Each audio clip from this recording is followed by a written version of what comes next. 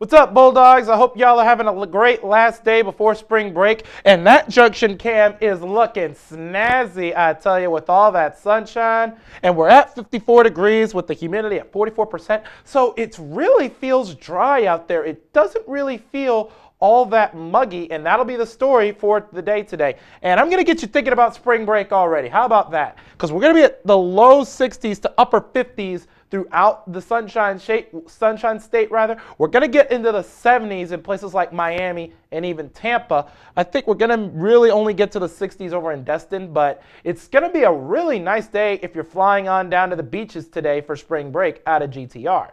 And right now, we're going to be in the low 50s throughout our region, places like Houston at 49, 52 in Pontotoc, 53 here in town. So it feels really nice out there too. But change is coming. It's going to be clear, though, for the games at Dudy Noble Field, and I'll talk more about that in a bit. But heading on to 7 a.m. on tomorrow, that's where we're going to see some of that cloud cover start to build in ahead of our next storm system and our next cold front.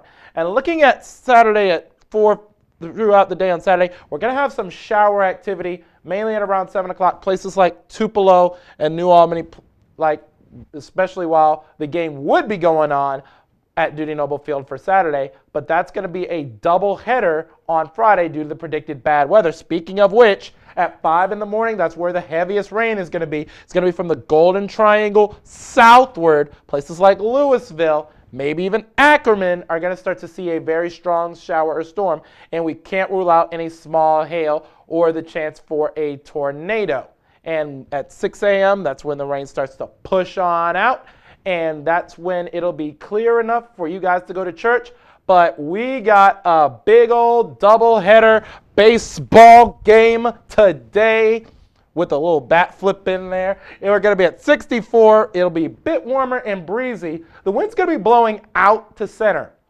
So how's that significant? Because players who hit a ball out to center field, the ball's going to carry farther, and we're going to have that chance for some more home runs like what Rowdy Jordan did the other night against New Mexico State. But tonight we're going to be at 46, staying clear. It's not going to be as cool with the winds from the south at 5 to 10 miles an hour because that's that moisture starting to build in to our area ahead of that cold front.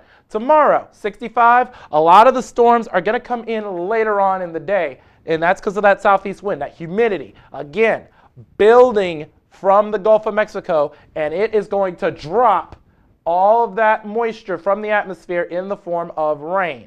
And looking at our extended forecast, 65 degrees on Saturday. It's going to be the mid-60s as well. So it'll feel really nice up until that rain hits. And then Sunday, we're going to be at 60 degrees after the rain comes through. And then it'll be a nice average temperatures if you're planning on staying in town over spring break.